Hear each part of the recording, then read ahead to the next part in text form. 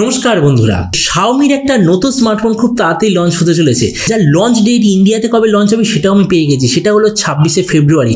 আর এই স্মার্টফোনটার নাম হচ্ছে Xiaomi 13 Lite। তো এই ভিডিওতে আমি আপনাকে Xiaomi 13 Lite সম্বন্ধে সব ইনফরমেশন দেবো, আর এটাও জানাবো যে প্রাইস পয়েন্টে আসতে চলেছে সেই প্রাইস পয়েন্টে আপনার কি এটা নেওয়া উচিত নাকি অন্য কোনো স্মার্টফোন আপনার চুজ করা উচিত, এই সব কিছু সম্বন্ধে ভিডিওতে আমি আপনাকে বলবো।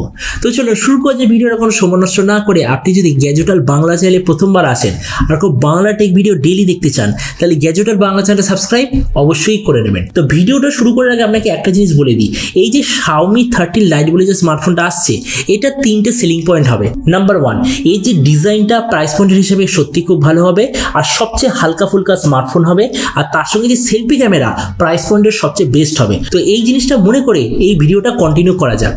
তো প্রথমে আমরা আলোচনা করব স্মার্টফোনটার ডিজাইন সম্বন্ধে। তো যেমন আপনি দেখতে পাচ্ছেন এই যে Xiaomi 13 Lite পেছন দিক থেকে দেখতে এক্স্যাক্টলি এরকম হবে। এই যে পেছনের কভারটা সেটা আসলে হলো ফুললি গ্লাস বডি। এই ফোনটা টোটাল 3টে কালারে লঞ্চ হবে, ব্ল্যাক, ব্লু আর পিঙ্ক। এই ফোনটার থিকনেস হলো 7.2 মিলিমিটার আর ওয়েট হলো 171 গ্রাম। ডিসপ্লের দিক থেকে আপনি এতে পাবেন 6.55 inch full HD plus 120 hertz dual curved 10 bit super AMOLED display. তার সঙ্গে আছে 240 হার্জের টাচ স্যাম্পলিং রেট, 1000 নিটসের brightness, 20:9 aspect ratio, 92% screen to body ratio. ডিসপ্লের যে প্রোটেকশন সেটা আছে গোরিলা গ্লাস 5, তাছাড়া 1920 হার্জের PWM ডিমিং রেট। আর এর যে ডিসপ্লে সার্টিফিকেশন সেটা হলো HDR10+ আর ডলবি ভিশন দুটো সার্টিফিকেশন এতে থাকবে। তার মানে সোজা কথা বলতে গেলে যে প্রাইস পয়েন্টে আসছে সেই হিসাবে এর যে ডিসপ্লেটা দারুণ কোয়ালিটির ডিসপ্লে। প্রসেসরের দিক থেকে এতে আপনি পাবেন স্ন্যাপড্রাগন 7 জেনারেশন 1 প্রসেসর, মানে এটা এই প্রসেসরের সঙ্গে ইন্ডিয়ার প্রথম স্মার্টফোন হবে। তার সঙ্গে প্রসেসরের টেম্পারেচারটা আরো কম করার জন্য এতে থাকবে স্টেনলেস স্টিলওয়ালা ভেপার কুলিং চেম্বার। ক্যামেরার দিক থেকে এতে আপনি পাবেন 50, 20 আর 2 মেগাপিক্সেলের ট্রিপল রিয়ার ক্যামেরা পেছন দিকে, আর ফ্রন্টে আছে 32 আর 32 টোটাল দুটো সেন্সার। এর যে 50 মেগাপিক্সেলের রিয়ার ক্যামেরা ওটা আসলে হলো সোনি IMX766 সেন্সার। তার মানে সে বুঝতেই পেরেছেন যে এই প্রাইস পয়েন্টে আসতে চলেছে প্রাইস পয়েন্টের সবচেয়ে বেস্ট কোয়ালিটি ফ্রন্ট ক্যামেরা এতেও আপনি পাবেন। আর একটা জিনিস বলে দিই, যে ফ্রন্ট ক্যামেরার যে নচ ওটা অ্যাপেলের যে ডাইনামিক আইল্যান্ড এক্স্যাক্টলি ওটার মতোই কাজ করবে। এই যে স্মার্টফোনটা টোটাল দুটো ভেরিয়েন্টে লঞ্চ হবে, একটা হলো 8GB র্যাম 256GB মেমোরি, দ্বিতীয়টা হলো 12GB র্যাম 256GB মেমোরি। এর র্যামের কোয়ালিটিটা হলো LPDDR4X, মেমোরি কোয়ালিটিটা হলো UFS 2.2, আর তার সঙ্গে আপনি কোনো ধরনের SD কার্ডের স্লট দেখতে পাবেন না। আর ভার্চুয়াল র্যামের কথা বলতে গেলে এতে থাকবে 5GB অবধি ভার্চুয়াল র্যাম।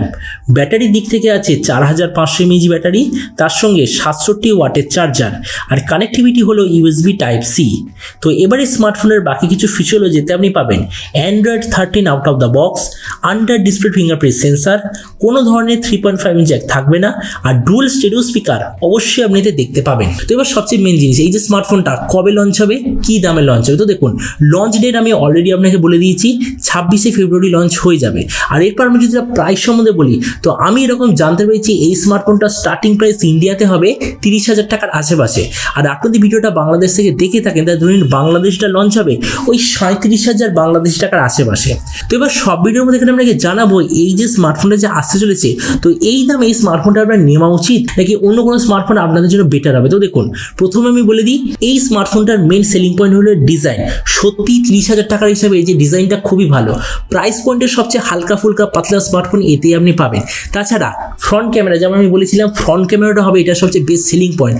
প্রাইস পয়েন্টে এমন কোনো স্মার্টফোন অ্যাভেলেবেল নেই যারা আপনাকে এত ভালো কোয়ালিটির সেলফি এক্সপিরিয়েন্স আপনাকে প্রোভাইড করবে। তেমনি সেই দিক থেকে পারফরমেন্সটা খুবই ভালো। এর যে পারফরমেন্স সেটা সেম প্রাইস পয়েন্টে অ্যাভেলেবেল বাকি ফোনের মতো অত ভালো নয়, কারণ বাকি ফোন আপনাকে কি দেবে ডাইমেনসিটি 8200-র মধ্যে এত ভালো প্রসেসর, কিন্তু সেখানে Xiaomiর ফোনটা আপনি পাবেন স্ন্যাপড্রাগন 7 জেনারেশন প্রসেসর, আবার যেটার যে আর্কিটেকচার ওটা স্যামসাং এর তরফ থেকে। তার মানে যে বুঝতেই পারছেন যে এর যে পারফরমেন্স অত ভালো না, মানে প্রাইস পয়েন্টের হিসেবে অত ভালো না, কেননা এর AnTuTu স্কোর হলো 5,50,000-এর আশেপাশে।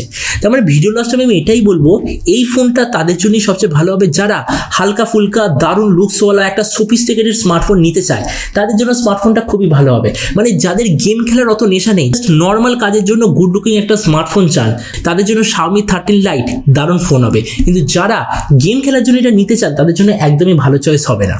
তো এবার আপনি যে কম আমাকে অবশ্যই জানাবেন যে এই যে ফোনটা 30,000-এ যে আসতে চলেছে এই দামে আপনি কি এটা নিতে চান নাকি অন্য কোনো স্মার্টফোন আপনি চুজ করতে চান। এটা সম্বন্ধে নিজে কমেন্ট বলতে আমাকে একদমই ভুলবেন না। তো চলো দেখা হবে আগামীকালের একটা টেক ভিডিওতে। Till then stay tuned and always remember, think positive, be positive. Thank you.